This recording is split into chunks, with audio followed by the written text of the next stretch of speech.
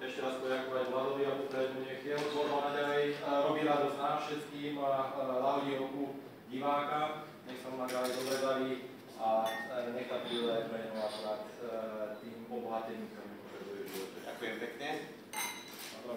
Na zdravie, nech sa páči. Pre dámy, alebo takí, čo majú rádi sladšie, som donesol aj medovinu, ktorá vyhrala prvú cenu na svete, najlepšia medovina na svete. Je to slovenská medovina. Je to môj bývalý kolega, čo to robí, takže som si donesol. No, doma chuť poštúte. Nech sa páči. Ďakujem. Na zdravie. Dáme ešte jednu skladbu. Dáme ešte jednu skladbu. Aj 3. Ale môžete sa už ponúkať, samozrejme.